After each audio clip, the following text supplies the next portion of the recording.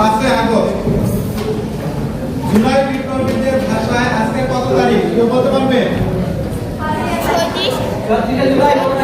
আজকে হচ্ছে 36শে জুলাই। এই 36শে জুলাই কিভাবে তারা কাউন্ট করলো, কিভাবে গণনা করলো?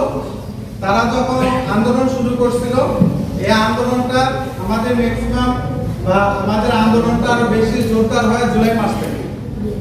জুলাই মাসে চালু করে তারা শুরু করছে এবং সর্বশেষে তখন তারা সিদ্ধান্ত নিয়ে যতদিন পর্যন্ত আমাদের এই আন্দোলন কিংবা আমরা যে উদ্দেশ্যে আন্দোলন করছি এটার সফলতা আসেনি কিংবা এটার পরিসমাপ্তি ঘটেনি ততদিন পর্যন্ত আমাদের জুলাই হিসাব হবে।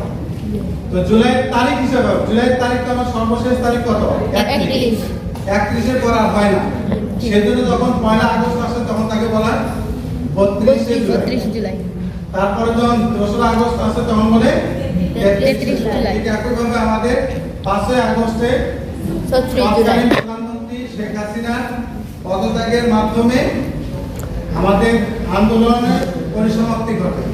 এই জন্য আমাদের এই দিনটাকে আমরা বলছি 36শে জুলাই। আমার মনে হয় সবাই ইতিহাসটা মনে রাখতে পারবো তো?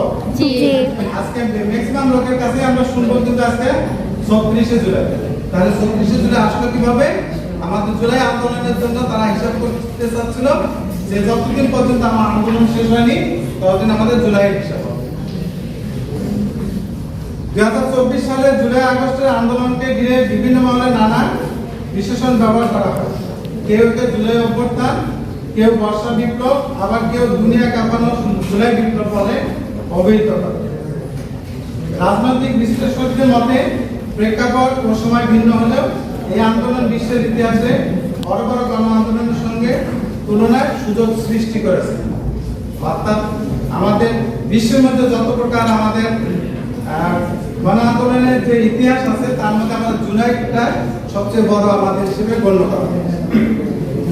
2024 সালের পয়লা জুলাই সরকারি চাকরিতে কোটা সংস্কারের দাবিতে শিক্ষার্থীদের আন্দোলন শুরু হয়। তবে 14 জুলাই তৎকালীন প্রধানমন্ত্রী শেখ হাসিনার রাজাকার প্রসঙ্গের বক্তব্য এবং আন্দোলনকারীদের দাবি আন্দোলনের উপর ছেড়ে দেওয়ার অবস্থান আন্দোলনকে নতুন মোড় দেয়। অর্থাৎ 14 আগস্ট যখন প্রধানমন্ত্রী বললেন যে বিভিন্ন কথার প্রেক্ষিতে আর কি এক সাংবাদিকের প্রশ্নের উত্তরে যে কোনো কারণে হোক আসলে আমরা যখন কথা বলার সময় যখন বেশি কথা বলি কোন কথাটা আমাদের পক্ষে যাচ্ছে কিংবা আমাদের বিপক্ষে যাচ্ছে এটা আমরা জানতে পারি, আমরা বুঝতে পারি। কিংবা আমরা দীর্ঘদিন যখন ক্ষমতায় থাকি বা দীর্ঘদিনে যখন আমাদের যে কেউ আমাদের পরিবারের মধ্যে হোক, দেশের মধ্যে হোক, সমাজের মধ্যে হোক, আর আমাদের এখন তোমরা যারা ছাত্র আছো তারা যদি ক্লাসের মধ্যে হোক, দীর্ঘদিন যদি একটা ক্ষমতায় থাকে তাহলে তার মানে কি ভালো মন্দের বিধায়ক জ্ঞানটা খুব কম থাকে। সে যখন যে কথাটা বলে সেই কথাটাই মনে করে যে এটাই সর্বোদয় স্বীকৃত। তো তৎকালীন প্রধানমন্ত্রী শেখ হাসিনা এক কথার প্রেক্ষিতে কোটা সংস্কারের প্রশ্নের ক্ষেত্রে বলছিল যে এই যে কোটাটা তখন যেহেতু কোটাটা ছিল মুক্তিযোদ্ধা কোটা, এই মুক্তিযোদ্ধার কোটা নিয়ে কিন্তু আমাদের আন্দোলন। সেই জন্য বলছে যে এই কোটাটা তাহলে যদি মুক্তিযোদ্ধা অশ্বরা না পায় তাহলে কারা পাবে? রাজাকাররা পাবে। কারণ এটা নিয়ে আমাদের বিশ্বাস করা আছে। সেই কথার প্রেক্ষিতে বলছে যে সেই রাতে ঢাকা বিশ্ববিদ্যালয় সহ বিভিন্ন শিক্ষা প্রতিষ্ঠানে হাজার হাজার শিক্ষার্থী রাজপথে নেমে আসে এবং তারা স্লোগান দেয় তুমি কে আমি কে রাজাকার। কে বলেছে? এখান থেকে কিন্তু আমাদের মূল আন্দোলন শুরু হয় এবং 15 জুলাই শিক্ষার্থীদের উপর হামলার অভিযোগে দেশের বিভিন্ন বিশ্ববিদ্যালয় এবং শিক্ষা প্রতিষ্ঠানে সংঘর্ষ ছড়িয়ে পড়ে।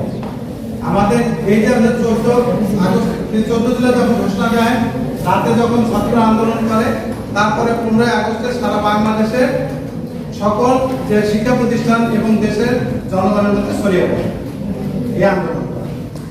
17 জুলাই রংপুরে বেগম রোকেয়া বিশ্ববিদ্যালয়ের শিক্ষার্থী আবু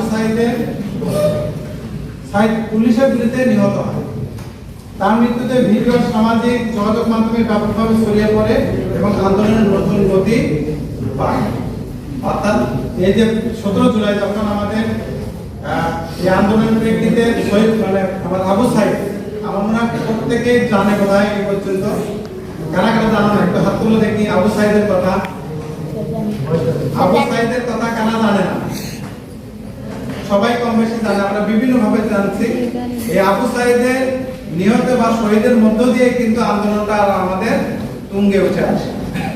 এরপরে আমাদের বিভিন্ন মীর মুগ্ধ আছে, এরপরে আমাদের হাই স্কুল লেভেলের অনেক ছাত্র আছে, যেমন আসার গেটের এখানে ঢাকায় একটা ভাই আছে, ল্যাবরেটরি স্কুলের ছাত্র ছিল, তার নামে কিন্তু একটা স্কুল মানে একটা খেলার মাঠ করে দিয়েছে ঢাকায়।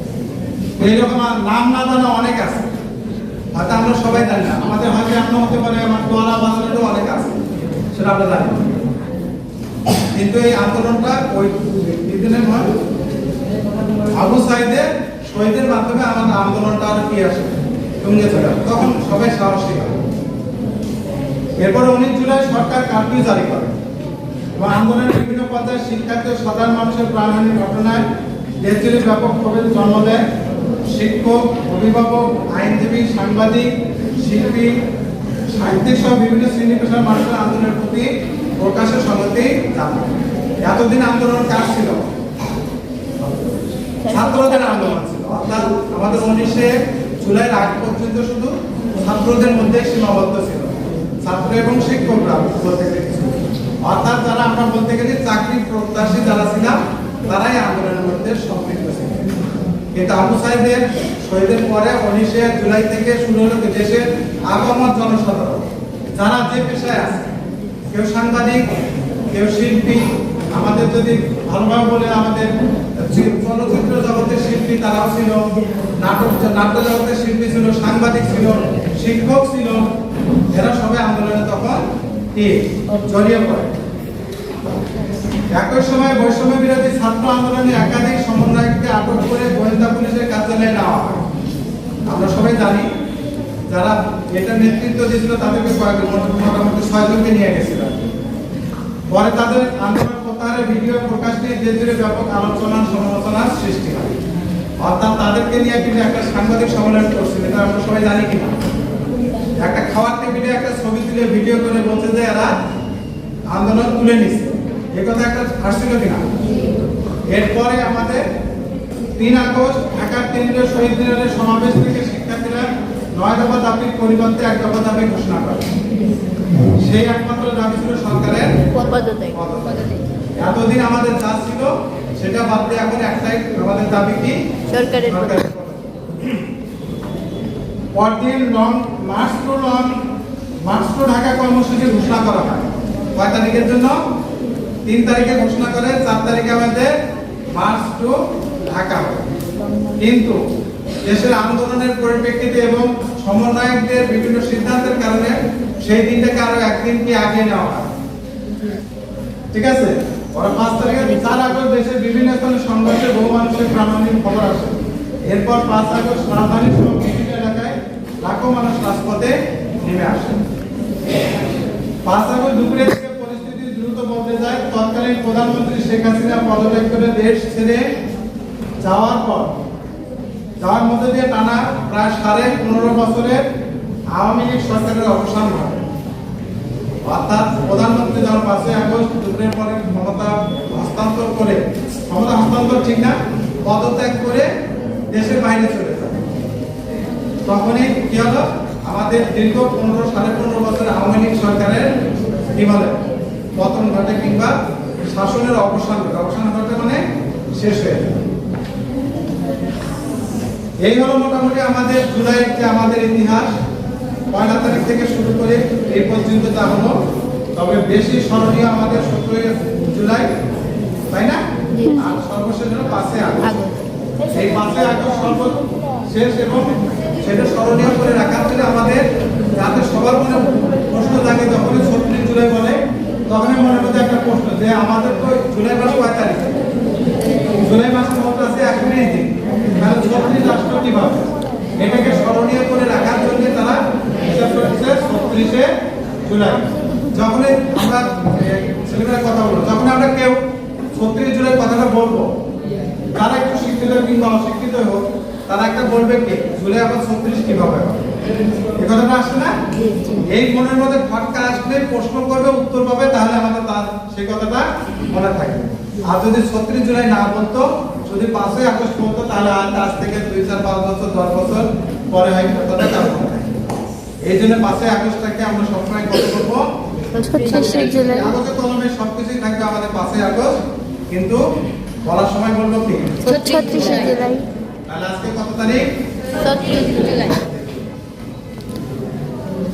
তো এই দিনের সকল শহীদ এবং সংগ্রামীদের প্রতি গভীর শ্রদ্ধা এবং রুহের মাগফিরাত কামনা করি, যারা এই দিনে শহীদ হয়েছে এই দিনের জন্য। ঠিক আছে, অর্থাৎ জুলাই অভ্যুত্থানে যারা শহীদ হয়েছে তাদের প্রতি শ্রদ্ধা জানাই এবং তাদের মাগফিরাত কামনা করি। এবং সবার জন্য রইল শান্তি, ঐক্য এবং সমৃদ্ধির শুভকামনা। আমরা যারা বেঁচে আছি, আহত কিংবা অনাহত, আহত হয়ে আবার সুস্থ থাকি, সবার জন্য শুভকামনা।